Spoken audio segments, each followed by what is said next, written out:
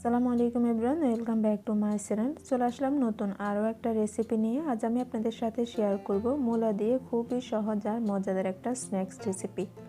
এটা খুব কম সময়ের মধ্যে কয়েকটা উপকরণ দিয়ে তৈরি করে নেওয়া যায়, খেতে কিন্তু অসাধারণ। এর জন্য আমি মাঝারি সাইজের একটা মূলার খোসা ছাড়িয়ে গ্রেটার দিয়ে খুব ভালো করে কুচি করে নিলাম। আপনারা ইচ্ছে হলে ছুরি কিংবা বটে দিয়ে এই কাজটা করতে পারবেন, তবে একটু পাতলা করে কুচি করতে হবে। একটা বল নিয়ে নিলাম, এর উপরে একটা চাকনি দিয়ে সুতির একটা কাপড় দিয়ে দিলাম। এখন আমি যে মূলাটা কুচি করে রাখছিলাম তা দিয়ে দিচ্ছি। দিয়ে দেওয়ার পর খুব ভালো করে চিপে যে পানিটা আছে আমি ওটা ফেলে দিব।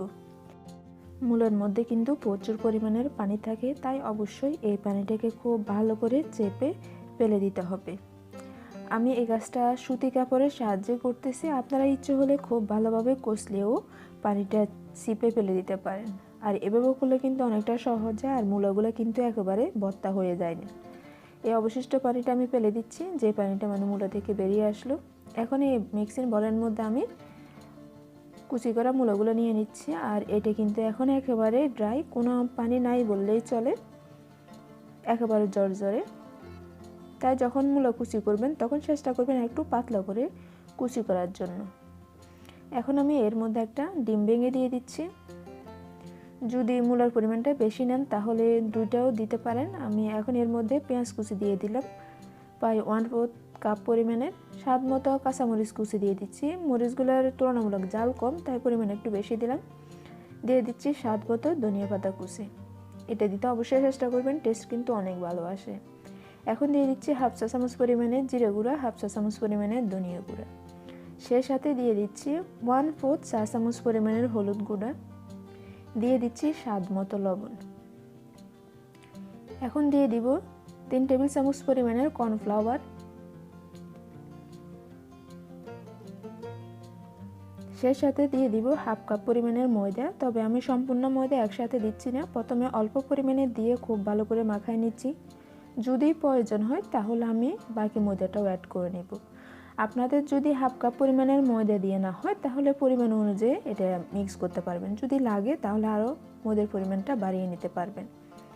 আমি একটু সময় নিয়ে খুব ভালোভাবে এটাকে মিক্স করে নিচ্ছি। যেহেতু এখানে এক্সট্রা কোনো পানি দেওয়া যায়নি, তাই একটু সময় নিয়ে এটাকে কষলিয়ে নিলে খুব ভালোভাবে মিশ্রণটা তৈরি হয়ে যাবে। আমার কিন্তু ময়দা আর একটু লাগছে, তাই বাকি ময়দাটা আমি এর মধ্যে দিয়ে দিলাম। দিয়ে খুব ভালো করে মাখায় নিচ্ছি। এটা এখন সম্পূর্ণভাবে রেডি। আর অন্যদিকে চুলে একটা প্যান বসিয়ে পরিমাণ মতো তেল আমি গরম করে নিলাম। এটাকে একটু ডুবো তেলে ভাজতে হবে, আবার ওভার তেল না। কি পরিমাণ তেল দিলাম তা একটু খেয়াল করলে বুঝতে পারবেন। তেলটাকে খুব ভালো করে প্রথমে গরম করে নিলাম, এরপর আমি পাকোড়াগুলোকে ভেজে নিচ্ছি। আসলে এই পাকোড়াটা এত টেস্টি, যখন আপনারা খাবেন বা অন্য কাউকে এটা খেতে দিবেন, যদি আপনি নাই বলেন যে এটা মূলা দিয়ে তৈরি করা, তাহলে কিন্তু কেউ বুঝতে পারবে না। মূলার যে একটা গ্রান থাকে, অনেকের কাছে কিন্তু এই জিনিসটা ভালো লাগে না, তাই আপনারা এই পাকোড়াটা ইজিলি তৈরি করতে পারবেন। এই পাকোড়ার মধ্যে মূলার কোনো বাজে গন্ধ নাই, একেবারে অন্যরকম একটা টেস্ট। এটাকে আমি উল্টিয়ে পাল্টিয়ে একটু কালার করে ভেজে নিচ্ছি। এটা মচমচে খেতে কিন্তু ভীষণ মজার। একটু সময় নিয়ে পছন্দের কালার অনুযায়ী ভেজে নিলেই হবে। আমি চুলার আঁচটাকে মিডিয়ামে রেখে এটাকে ভেজে নিলাম। তেল থেকে সেঁকে তুলে নিচ্ছি। এটা ছোটো বড়ো সবাই অনেক ভালোই পছন্দ করবে। আপনারা যারা মূলা খেতে পছন্দই করেন না, আপনারাও একবার হলে ট্রাই করে দেখবেন, আশা করি আপনাদেরও ভালো লাগবে। আমি তেল থেকে ছেঁকে তুলে নিলাম, আর সেমভাবে সবগুলো পাকোড়া ভেজে নিচ্ছি। একটা কিচেন টিস্যু পেপারের উপর রেখে দিলাম যাতে অতিরিক্ত তেলগুলো স্যুপ করে নেয়। আর এটা একেবারে মচমচে, ভিতরে সফট থাকবে আর উপরে মচমচে থাকবে। শর্টকাটভাবে যদি কোনো বিকেলের নাস্তা তৈরি করতে চান তাহলে একবার হলো এই রেসিপিটা ট্রাই করে দেখবেন, আশা করি আপনাদের ভালো লাগবে। আর রেসিপিটা যদি ভালো লেগে থাকে তাহলে অবশ্যই ফ্যামিলি অ্যান্ড ফ্রেন্ডদের সাথেও শেয়ার করবেন। সেই সাথে এরকম সহজ ও মজাদার রেসিপি পেতে চ্যানেলটি সাবস্ক্রাইব করে চ্যানেলটির সাথে থাকবেন। আপনাদের সবাইকে অসংখ্য ধন্যবাদ। আল্লাহ হাফিজ।